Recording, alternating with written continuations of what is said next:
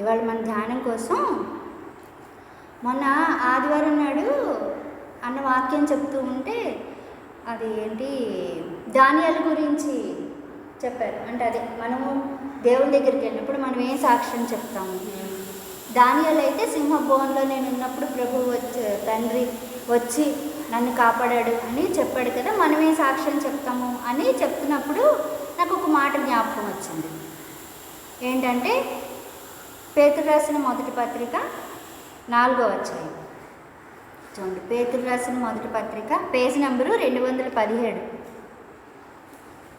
Page number 217. పేతురు రాసిన మొదటి పత్రిక 5వ అధ్యాయం. 5వ అధ్యాయం. మొదటి పేతురు 5వ అధ్యాయం 217 పేజ్ నెంబర్. ఇక్కడ ఏముందంటే, నిబ్బరమైన బుద్ధి గలవారై మెలకువగా ఉండుడి, మీ విరోధి అయిన అపవాది గర్జించు సింహము వలె ఎవరిని మిరింగుదునా అని వెతుకుచూ తిరుగుచున్నాడు. ఈ మాట జ్ఞాపకం వచ్చింది. ఇప్పుడు ఈ మాట ధ్యానిస్తూ ఉంటే, ఇది చదువుతూ ఉన్నాను, ధ్యానిద్దామని అనుకుంటుంటే ప్రభు అసలు ఏమి ధ్యానించాలి, ఇందులోంచి ఎలా ధ్యానించాలి అంటే దేవుడు నాకు ఇచ్చిన తలంపు, నాకు ఇచ్చిన గ్రహింపు ఏంటంటే, ఇప్పుడు ఈ అపవాది గర్జించు సింహంలాగా ఎవరిని మృంగుదునా అని తిరుగుతున్నాడు కదా, ఇప్పుడు దీని నుండి మనము బయటపడాలంటే మనం ఏం చేయాలి, మనకేంటి అవసరం. ఇప్పుడు మనము కృప గురించి చాలాసార్లు ధ్యానించుకున్నాం. ఫస్ట్ కృప ఏం చేస్తుంది, మనల్ని కృప ద్వారానే మనము రక్షింపబడ్డాము. అవునా? కృప ద్వారానే, మీరు విశ్వాసం ద్వారా కృప చేతనే రక్షింపబడ్డారు. మన పాపాల నుండి మన విడిపించాడు. ఎలాగా? ఆయన కృపను బట్టి మనము మన పాపాల నుండి విడిపించబడ్డాము. మొదటి పేతురు 5వ అధ్యాయము 5:8. సరేనా? ఇప్పుడు ఆ తర్వాత ఈ కృప నన్ను ఇంకా ఏం చేస్తుందంటే రోమ 6:14 ప్రకారం పాపము నుండి అంటే పాపము మన మీద ప్రభుత్వము చేయకుండా చేస్తుంది. ఇంతకు ముందు వరకు పాపం మనల్ని ఏలేదు. ఇప్పుడు ఏలడం అంటే ఏంటి? ఒక అబద్ధం ఆడుతున్నాను, ఇప్పుడు ఈ అబద్ధము నన్ను పరిపాలిస్తుంది. అంటే అబద్ధము ఆడాలి అనే ఆ ఆత్మ ఏం చేస్తుందంటే, ఆ స్వభావము నా చేత ఎలాంటి పరిస్థితుల్లోనైనా అబద్ధం ఆడేటట్టు చేస్తుంది. పాపం ఏలడము, ప్రభుత్వం చేయడం అంటే ఏలడం అంటే ఏంటి? అది ఎలాగ చెప్తే నేను అలా చేస్తాను. కాబట్టి ఇప్పుడు కృప నన్ను ఏం చేస్తుంది? మీరు కృపకు లోనైన వారు కనుక పాపం మీ మీద ప్రభుత్వము చెయ్యదు. ఈ పాపము నన్ను ఏలనివ్వకుండా నేనే పాపాన్ని ఏలేటట్టు. అంటే ఏంటి? ఇప్పుడు అబద్ధము ఆడే పరిస్థితి వచ్చింది. ఇప్పుడు నేను పాపాన్ని ఏలడం అంటే ఏంటి? నేను అబద్ధం ఆడను, నేను నిజమే చెప్తా. ఎందుకంటే నేను కృపకు లోనైన దాన్ని. ఇప్పుడు దేవుని కృప ఆ అబద్ధం ఆడకుండా నన్ను సహాయం చేస్తుంది, కాపాడుతుంది. ఆ పాపం నా మీద ప్రభుత్వం చేయకుండా నేను పాపం మీద ప్రభుత్వం చేసేటట్టు.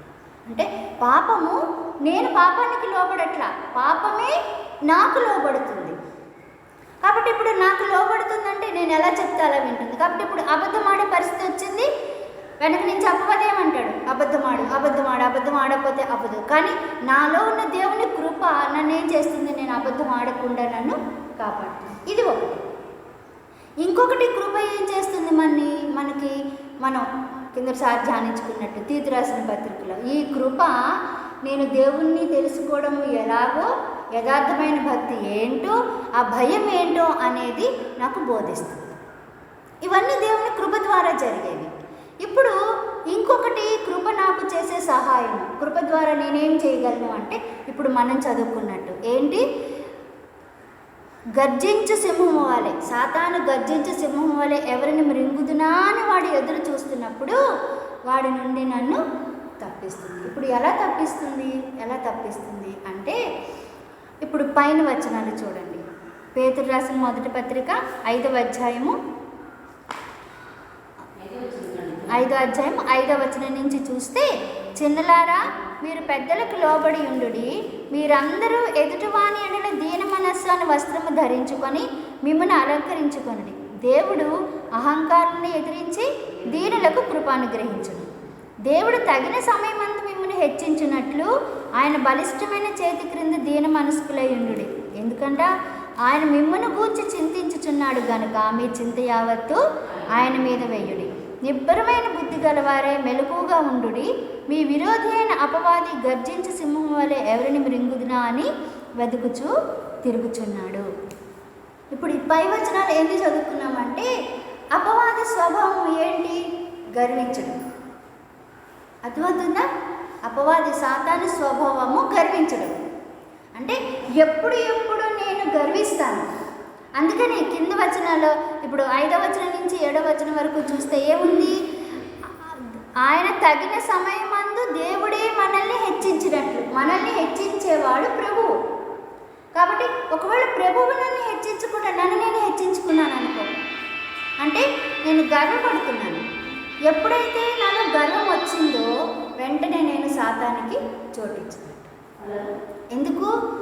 సాతాను ఎందుకు పయనించి పడిపోయి సాతాను ఎలాగా మారాడు? సాతానుగా దేవుని దూత అపవాదిగా ఎలా మారాడు అంటే దేవుని కంటే తను తాను హెచ్చించుకున్నాడు. ఆ పైన సింహాసనం మీద నేను కూర్చుంటా అనుకున్నాడు. కాబట్టి ఇప్పుడు దేవుని దూత సాతానుగా మారి ఈ భూమి మీద కూర్చుంటాడు.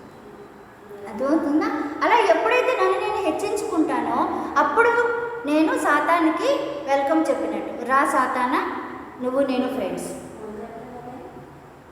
ఇప్పుడు వాడు అందుకని ఏం చేస్తాడు? గర్జించు సింహంలాగా ఎవరిని మృంగుదునా, ఎవరిని మింగేద్దామా అని చూస్తూ, ఇప్పుడు ఎప్పుడైతే నేను గర్వించానో, ఎక్కువ కల్లా కొంచెం నా మనసులోకి గర్వం ఇలా రావడమే తడుగు. అసలు మనం యెషయా గ్రంథంలో చదివితే ఏముందంటే దేవుని దూత తనని తాను ప్రభు కంటే పైకి హెచ్చించుకుంటాను అనుకున్నాడు. ఇంకా హెచ్చించుకోలేదు, అనుకున్నాడు అంతే. అనుకోగానే దేవునికి తెలిసి దేవుడి కింద తోసాడు. అలాగా నేను పూర్తిగా గర్వించిన క్రియల్లో పెట్టక్కర్లే, నా మనసులో కొంచెం వచ్చింది అనుకోగాను ఆలోచన, వెంటనే నేను అపవాదికి చోటిచ్చినట్టు వాడిని మింగేస్తాడు. ఇప్పుడు నాకు కృప ఎప్పుడు దొరుకుతుంది? దేవుడు ఏమన్నాడు? అహంకారాన్ని ఎదిరించి దీనులకు కృపనిస్తాడు. కాబట్టి ఎప్పుడైతే నేను దేవుని బలిష్టమైన చేతి క్రింద నేను దీనురాలుగా నన్ను నేను తగ్గించుకొని ఉంటానో అప్పుడు ఈ కృపను నేను పొందుతాను. ఈ కృప నన్ను ఏం చేస్తుందంటే చూడండి, యాకోబు రాసిన పత్రిక కొంచెం ఆ ముందు పేజీ, అంటే పేతురికి ముందు, మొదటి పేతురికి ముందు ఉన్నది యాకోబు రాసిన పత్రిక 4వ అధ్యాయం 212 పేజీ నెంబరు 4వ అధ్యాయము 8వ వచనం. ఇక్కడ ఏముందంటే దేవుని యొద్దకు రండి, అప్పుడు ఆయన మీ యొద్దకు వచ్చును. ఇప్పుడు పైన వచనాల్లో కాబట్టి 7వ వచనంలో, కాబట్టి దేవునికి లోబడి ఉండుడి, అపవాదిని ఎదిరించుడి, అప్పుడు వాడు మీ యొద్ద నుండి పారిపోవను. దేవుని యొద్దకు రండి, అప్పుడు ఆయన మీ యొద్దకు వచ్చును. యాకోబు రాసిన పత్రిక 4వ అధ్యాయము 7-8 వచనాలు.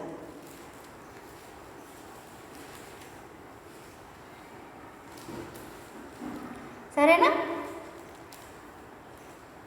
ఇప్పుడు అపవాదిని మనం ఏం చేయాలంటే ఎదిరించాలి. అందుకని యాకోబు ఏమన్నాడు? మీరు అపవాదిని ఎదిరించండి, అప్పుడు వాడు మీ యొద్ద నుండి పారిపోతాడు. కానీ చాలాసార్లు మన ఆత్మీయ జీవితాల్లో, విశ్వాసుల జీవితంలో ఏమవుతుందంటే వాడు మన దగ్గర నుంచి పారిపోవడానికి బదులు మనమే పారిపోతూ ఉంటాం.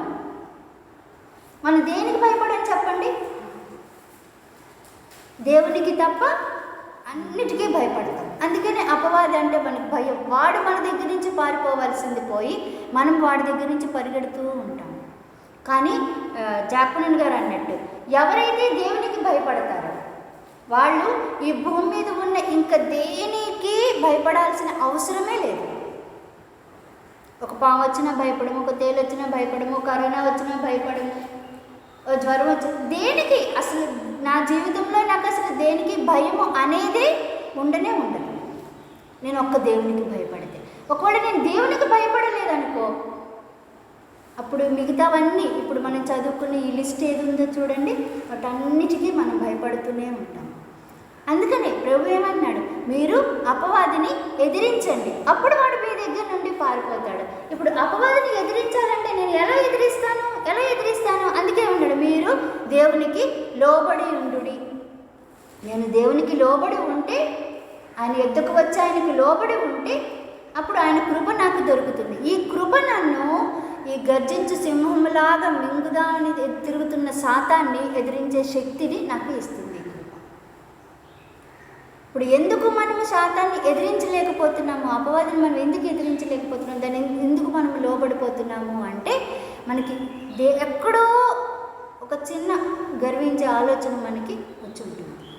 ఆలోచనే, మనం గర్వించక్కర్లా, దాన్ని క్రియల్లో పెట్టక్కర్లేదు. మనం ఆలోచన వస్తే చాలు, వెంటనే వాడు వచ్చేస్తాడు, కూర్చుంటాడు మన దగ్గర. అక్కడి నుంచి అన్నీ మళ్ళీ దేవునికి మహిమ లేని పనులు మన చేత వాడు చేయిస్తాడు. సాతాను చేయించేదే ఉంది, ఆయనకు అవమానం తీసుకొచ్చే పని. అందుకు మనం ప్రతి క్షణం పరీక్షించుకోవాల్సింది ఏంటంటే, నేను దేవుని కృప కింద ఉన్నానా లేదా. దేవుని కృప కింద ఉంటే నేను ఆయనకు లోబడి ఉన్నట్టు, ఆయనకి లోబడితే పాపము పైన నేను విజయం పొందుతా. ప్రభు ఏం చెప్పాడు, సాతానుని మీ కాళ్ళ క్రింద శీఘ్రంగా చితుకు త్రొక్కిచ్చేస్తాడు సాతాను కాళ్ళని మన కాళ్ళ క్రింద. కానీ చాలాసార్లు మన దౌర్భాగ్యం ఏంటంటే మనమే సాతాను కాళ్ళ కిందకు వచ్చేస్తాం మన జీవితాన్ని. అలాంటప్పుడు అన్నీ చూడండి వ్యతిరేకంగా, అన్నీ మనకి వ్యతిరేకంగా. నాకు వచ్చిన గ్రహింపు ఏంటంటే, దానియేలుకి సింహపు బోనులో దేవుడు సింహం నోరు మోయించి, దానియేలు పక్కన ఉండి సింహం నోరు ఎలాగ మోయించి దానియేలుని కాపాడాడో, ఇప్పుడు ఆ సాక్ష్యం మనం కూడా చెప్పొచ్చు. ఎలాగా ఆయన బలిష్టమైన చేతి కింద మనం దేని మనస్కులుగా ఉండి ఆయన కృపకు లోబడి. ఇప్పుడు దానియేలు అంటాడు, మన రేపొద్దున దానియేలుని ఎదుర్కొన్నప్పుడు పరలోక రాజ్యంలో దానియేలు అంటాడు, సింహం నోరులు మోయించాను తెలుసా, విశ్వాసముతో సింహం నోరులు మోయించాను తెలుసా అంటే అప్పుడు మనము చెప్పచ్చు, మేము మోయించాం. ఎలాగా? అందుకని కింద ఏముంది ఇందులో చూస్తే, పేతురు రాసిన పత్రిక ఇందాక మనం చదువుకున్న వచనంలో చూస్తే, నిబ్బరమైన బుద్ధి గలవారే మెలకువగా ఉండుడి, మీ విరోధి అయిన అపవాది గర్జించి సింహం వలె ఎవరిని మృంగుదునా అని వెతుకుచూ తిరుగుచున్నాడు. కాబట్టి లోకమందున్న మీ సహోదరుల యందు ఈ విధమైన శ్రమలే నెరవేరుచుండవని ఎరిగి విశ్వాసమందు స్థిరులై వానిని ఎదిరించుడి. అప్పుడు మనము చెప్పచ్చు దానియేలుతో ఏమని, నేను కూడా విశ్వాసమును బట్టి దేవుడిచ్చిన కృప ద్వారా సాతాను గర్జించి సింహంలాగా నన్ను మృంగేద్దామని తిరుగుతున్నప్పుడు నేను సింహం నోరు మోయించాను, సాతాను నోరు మోయించాడు. సింహం అంటే ఇంకా అది జంతువు, ఆయన సృష్టించిన జంతువు, అది జంతువు కాబట్టి మోయించాడు. కానీ ఇప్పుడు అపవాదికి, ఈ లోకానికి అధిపతి అపవాది. కానీ దేవుడు అంటే ఎంత ప్రేమ ఆయనకి అంటే ఆ అపవాదిని ఎదిరించే శక్తి దేవుడు మనకి ఇచ్చాడు. అందుకనే యోహాను పత్రికల్లో రాస్తూ అంటాడు, మీలో ఉన్నవాడు లోకంలో ఉన్నవాడి కంటే గొప్పవాడు. అటువంటి గొప్పవాడిని మనము కలిగి ఉన్నాము. అలాంటి గర్జించి సింహంలాగా మనల్ని వెంటాడే వాడిని ఎదిరించే శక్తి మనం కలిగి ఉన్నాం. వాడు మన దగ్గర నుండి అసలు పారిపోతాడు. అపవాదిని ఎదిరించేటప్పుడు వాడు మీ వద్ద నుండి పారిపోతాడు. కానీ మనకు ఒక ఏంటంటారు దాన్ని, ఈజీగా ఒక మాట అనేస్తుంటాం, సాతాను ఇలా చేసేసాడు, సాతాను అలా శోధించేశాడు, సాతాను ఇలా చేశాడు, సాతాను అంటే మనం ఏం చేస్తున్నాము, సాతానికి పెద్దపేట వేస్తున్నాం. ప్రభు ఏమంటున్నాడు, మీరు వాడిని ఎదిరిస్తే వాడు మీ దగ్గర నుండి అసలు మామూలుగా కాదు, నడవడం కాదు, పరిగెట్టడం కాదు, పారిపోతాడు ఒక్క దెబ్బతో. ఇలా పారిపోవాలి, మనం ఆ సింహం నోటు పడకుండా ఉండాలి అంటే ఆయన బలిష్టమైన చేతి క్రింద మనము తేలు మనస్కుగా ఉండాలి.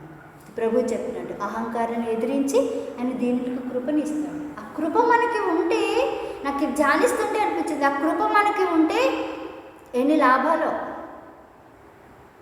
దానికి మనం ఏమీ చెయ్యక్కర్లా, మనం కష్టపడక్కర్లా, మనం గంటలు ప్రార్థనలే చెయ్యక్కర్లా, ఉపవాసాలు ఉండి ప్రార్థన చెయ్యక్కర్లా, ఆల్ నైట్ ప్రేయర్లు చెయ్యక్కర్లా.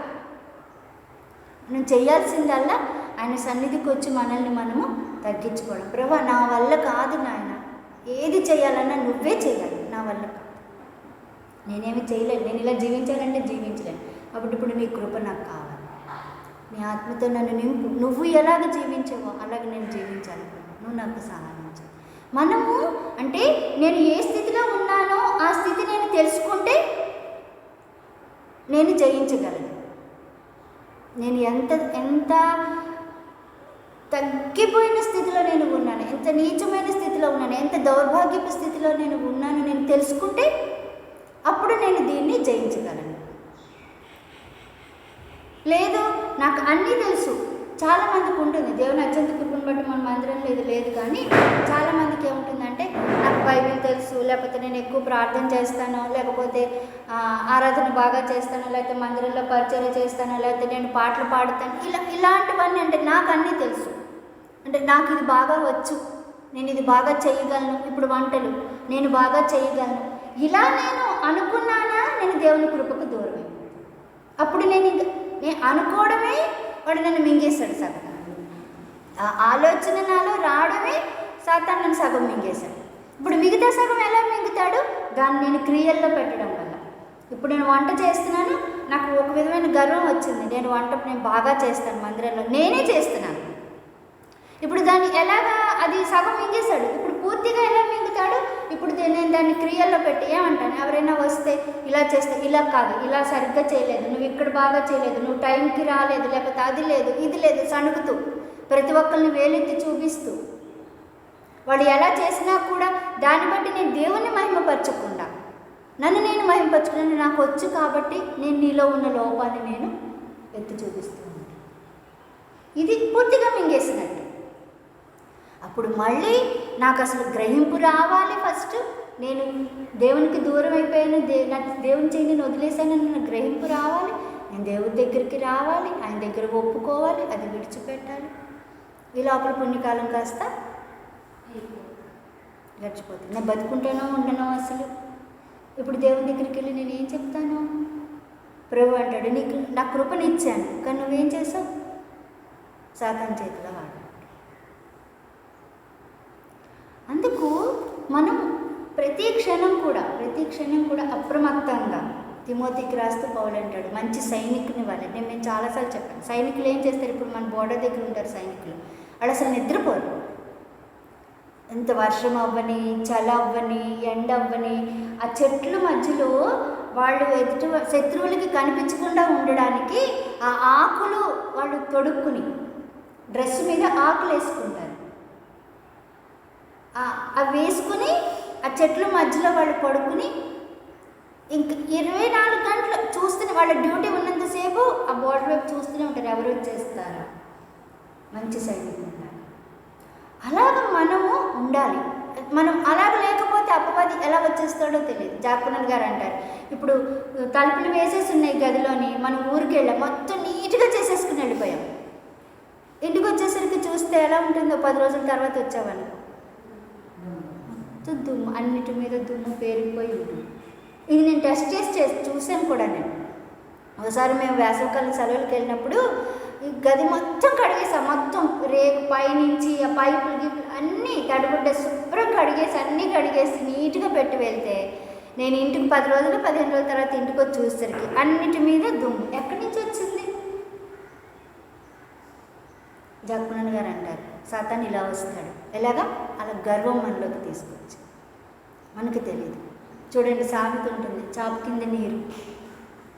చాపు కింద నీళ్ళు ఎలా వస్తే తెలుస్తుందా? మనం కూర్చుంటాము, నీళ్ళు ఎక్కడో ఒలుగుతాయి, మెల్లిమెల్లిగా మన కింద తడిసిపోతుంది. అదేంటి ఎలా వచ్చేసాయి నీళ్ళు అంటే? అపవాది కూడా మనలోకి అలాగే వస్తాడు. వాడి గర్జించి సింహంలాగా చూస్తున్నాడు కాబట్టి అపవాది పెద్దగా అరుచుకుని గోల పెట్టుకుని వస్తాడు. అప్పుడు మనకి తెలుస్తుంది. అంటే గర్జించే సింహము ఎవరిని మృంగుదనా అని చూస్తుందంటే సింహము మాటు వేస్తుంది. అది అక్కడ ఉన్నట్టు ఎదుర్కొంటే జంతువుకు కూడా తెలియదు, తెలుసా? మీరు నేషనల్ జియోగ్రఫీ అవి చూస్తే తెలుస్తుంది. అది మాటు వేసుకుని కూర్చో, అసలు ఎంత నక్కి ఉంటుందంటే తెలియని కూడా తెలియదు. అవన్నీ అక్కడే మేస్తూ ఉంటాయి, చుట్టూ జంతువులు మేస్తూ ఉంటాయి. ఇది అంతే దూరంలో ఉంటుంది, కానీ వాటికి తెలియదు. ఒకేసారి అవి వాటి తిండి జాసులో అవి ఉన్నప్పుడు ఒకేసారి మీద పడి ఒక్కటే పట్టు, అంతే. ఒక్క పట్టు పట్టిందంటే అయిపోయింది. అది కూడా అంతే. అందుకని ఎల్లప్పుడూ ప్రభువా నీ ఆత్మతో నన్ను నింపుతూ ఉండుతాను, నీ కృప నాకు కావాలి, ఇది లేకపోతే నేను. అందుకని చూడండి, మొత్తం అద్భుతమైన మాటలు. అంటే 8వ వచనంలోనే 1 పేతురు 5:8 నిబ్బరమైన బుద్ధి గలవారే మెలకువగా ఉండుడి. నిబ్బరమైన బుద్ధి గలవారే మెలకువగా ఉండుడి. అందుకని పైన వచనాల్లో చూస్తే మీ చింత యావత్తు ఆయన మీద వేడి, ఆయన మిమ్మల్ని కూర్చి చింతిస్తున్నాడు. ఇలా అంటే ఎప్పుడైతే నేను చింతిస్తానో నేనేం చేస్తున్నాను, నేనేదో చేయాలి, నా ప్రభువు చేస్తాడు అన్నీ అన్నట్టు నేను ఉంటే నేను చింతించాను, నేను బాధపడను. నేనేదో మీకు పాపం పెట్టేయాలని అనుకున్నాను అనుకో, చింతిస్తాను. దానివల్ల కూడా నేనేం చేస్తున్నాను, నా ప్రభువు మీద ఆధారపడకుండా నా మీద నేను ఆధారపడుతున్నాను, పూర్తిగా ఆయన మీద ఆనుకోకుండా. జబ్బు పడ్డవాళ్ళు ఉన్నారనుకో, ఇప్పుడు ఏం చేస్తారు, అప్పుడు జబ్బు రాకముందంత వరకు వాళ్ళు చక్కగా నడుచుకెళ్ళిపోతారు. ఇప్పుడు అసలు లేవలేని పరిస్థితి, పెరాలసిసే వచ్చింది అనుకోండి, పక్షవాతమే అనుకోండి, ఇప్పుడు వాళ్ళని ఏం చేయాలి, ఎవరో ఒకళ్ళు లేపి తీసుకెళ్ళాలి. మనం ఎప్పుడైతే ప్రభు దగ్గరికి వచ్చినప్పుడు అలాగ మనం అయిపోతాము, నా వల్ల కాదు ప్రభు, నేనేమీ చేయలేను, నువ్వు చెయ్యి అని ఆయనకు అప్పచెప్పేసామనుకో, ఇంక చింత ఎక్కడ ఉంటుంది. అందుకనే మీ ఆయన మిమ్మల్ని గూర్చి చింతించుచున్నాడు కనుక మీ చింత యావత్తు ఆయన మీద వేడి, మీరు నిబ్బరమైన బుద్ధి గలవారే మెలకువగా ఉంటుంది. మనం చేయాల్సింది ఒకటే పని, మిగతా అవన్నీ ఆయనకు అప్పచెప్పేసి, నా ఆత్మీయ జీవితంలో ప్రభువా నేను ఎక్కడన్నా పడిపోతున్నానేమో, నేను గర్విస్తున్నానేమో, నీ కృపకు దూరం అయిపోతున్నాను, దీని గురించి మనము చింతించాలి, దీని గురించి మనము ఆలోచించుకోవాలి. కానీ మన ఆలోచన అంతా అది దేవుడు చెప్పినట్టు, ఏం తిందామా, ఏం తాగుదామా, ఏం కట్టుకుందామా, ఇది ఇలా చేద్దాము, అది అలా చేద్దాము, పిల్లలు అలాగా, భర్త ఇలాగా, అది ఇలాగా, ఇవే ఆలోచనలు. కానీ ఎప్పుడైతే అవన్నీ ఆయన మీద వేసేస్తామో అప్పుడు మనకి ఆత్మ సంబంధమైన విషయాల మీద ధ్యాస పుడుతుంది. ఇప్పుడు ప్రభు మాట్లాడడం మొదలు పెడతాడు, అవన్నీ పోతాయి, ఇంకా చింత ఉండదు, ఏముండదు, లోక సంబంధమైన ఆరాటం ఏమేమి ఉండదు, ఇది చేసేద్దాం అది చేసేద్దాం అని ఉండదు. ఇప్పుడు ప్రభు నేనేం చేయాలి, నువ్వు చెప్పు, నేనేం చేయాలి, నువ్వు చెప్పు, నేనేం చేయాలి, ప్రతిదానికి అడుగుతూ ఉంటే దేవుడు మాట్లాడుతూ ఉంటే ఆ ప్రతి చిన్న దాంట్లో వచ్చి ఒక ఆత్మీయమైన మేలు మనకి దేవుడు దయచేస్తాడు. కాబట్టి మనం జాగ్రత్తగా ఉండాలి. వాడు ఎప్పుడు ఎవరిని మింగుదానా అని అలా మాటేసుకుని కాచుకుని ఉన్నాడు, ఎప్పుడు మింగేస్తాడో తెలియదు. నేను అప్రమత్తంగా లేకపోతే, కొంచెం నేను దేవునికి దూరమైన, నేను హెచ్చించుకున్నా వెంటనే వచ్చేస్తాను. అందుకు ఈ కృప మనల్ని అందులో నుండి విడిపిస్తుంది. అపవాది మన మీద దాడి చేయకుండా ఈ కృప నా చుట్టూ కంచె వేసేస్తుంది, ఇంక వాడు రాడనుకుంటా. అప్పుడు అందుకే నిబ్బరంగా, అది కూడా ఎలాగంట, అందుకని నిజంగా దేవుడు రాసిన మాటలు, ఇప్పుడు అపవాది నీ మీదకి వచ్చేస్తున్నాడు కాబట్టి ఇప్పుడు నువ్వు కలవరపడమని చెప్పట్లేదు. ప్రభు ఏమన్నాడు, నిబ్బరమైన బుద్ధి గలవారే, నిబ్బరంగా. సాతాను నువ్వు నన్ను ఏం చేస్తావు, నువ్వు నన్ను ఏమీ చేయలేవు. ప్రభువు ఎప్పుడో శిలువ మీద నిన్ను చంపేశాడు, నువ్వు ఉత్తి తోకతో నువ్వు ఆలాడుతున్నావు. తర్వాత శీఘ్రముగా మా కాళ్ళ క్రింద నిన్ను చితికి త్రొక్కిచ్చేస్తాడు, కాబట్టి నువ్వు నన్ను ఏమీ చేయలేవు. ఇలాగ మనం నిబ్బరముగా ఉండి మెలకువగా ఉండాలి. ఎందుకు, ఎప్పుడు వాడు దాడి చేస్తాడా, ఒకవేళ మనం కానీ మెలకువగా లేకపోతే దాడి చేసేస్తాడు. మనం మెలకువగా ఉండి విశ్వాసముతో ఆయన కృప కొరకు కనిపెట్టుకుంటూ ఉంటే ఆయన నడిపిస్తాడు. కానీ మనం నిర్లక్ష్యంగా ఉన్నామా, అందుకని ఇంత గొప్ప రక్షణను మనం నిర్లక్ష్యం ఎలా చేస్తాము, ఎలా చేయగలము? అక్కడికి వెళ్ళిన తర్వాత మనం ప్రభువుని అసలు అక్కడి వరకు ఎందుకు, ఇక్కడ ప్రభువుని ఎదుర్కొన్నప్పుడు ప్రభు అడిగితే మనం ఏం చెప్పగలము? అపవాది ప్రభు పక్కనే నిలబడి, ఇదిగో చూడు నీ బిడ్డ అన్నావు కదా, నేను ఇలా చిన్నది ఇలా ఊరేసేసరికి, ఊరే ఏమిటి అదేంటి, చిన్న గ్యాలం వేసేసరికి నా గ్యాలానికి చిక్కుపోయింది. మన ద్వారా దేవునికి మహిమ రావాల్సింది, దేవుణ్ణి మనం సిగ్గుపరచేవాళ్ళం, అవమానపరిచేవాళ్ళం. ప్రభు అన్నాడు, మిమ్మల్ని బట్టి అన్ని జనుల మధ్య నామము దూషింపబడుతుంది. అందుకు నాకు దేవుడు ఇచ్చిన గ్రహింపు అన్నమాట. ఎందుకు ఈ మాట జ్ఞాపకం చేసి, కృప ఎన్ని చేస్తుందో చూడండి. ఇంకా మనం ధ్యానిస్తే కృప గురించి ఇంకా లోతు చాలా ఉంది, ఇది కొంచెమే నన్ను అడిగితే. దేవుని కృప అంత అద్భుతమైనది. అది కావాలి అంటే ఆయన దీనులకు కృపనిస్తాడు. కాబట్టి నేను పూర్తిగా ఆయన ఎంతగా తగ్గించేసుకున్నాడు, శిష్యుల పాదాలు కడిగినంతగా, మన కోసం ఈ పాపిష్టి లోకానికి వచ్చినంతగా అంతగా తగ్గించుకున్నాడు. నాకు అనిపిస్తుంది అది ఆయనే ఎంత తగ్గించుకున్నప్పుడు మనం తగ్గించుకోవడంలో తప్పే ఉంది. లోకంలో ఎవరేమన్నా అనుకొని ఎలాగన్నా ఉండదు, నేను మటుకు ప్రభు ఎదుట అలా ఉండాలి. అది నా కోరిక. అలా ఉండి అపవాదిని ఎదిరించాలి. ఆయన కృప, ప్రభు ఇంకా కావాలి, ఇంకా కావాలి, ఇంకా కావాలి, నీ కృప నాకు సరిపోదు ప్రభు, నాకు ఇంకా కావాలి, నాకు ఇంకా కావాలి అంటే జాక్పనన్ గారు అంటారు, చీమ ఎంత చిన్నదైపోతుంది, అంత చిన్నగా. ఇంకా మాట్లాడుకుంటే సూది బెజ్జం ఎంత చిన్నగా ఉంటుంది. ఏది చిన్న సూది, డబ్బలం కాదు, చిన్న సూది, సన్న సూది బెజ్జం ఎలా ఉంటుంది, అంత తగ్గిపోవాలి. అప్పుడు మనం ఎంతగా తగ్గిపోతామో దేవుని కృప అంత అధికంగా మనకి దొరుకుతుంది, అంత అధికంగా పాపం నుండి మనం విజయం పొందగలం. అప్పుడు అపవాదిని ఎదుర్కొనే శక్తి మనకి వస్తుంది. ఇది దేవుడు నాకు ఇచ్చిన గ్రహింపు.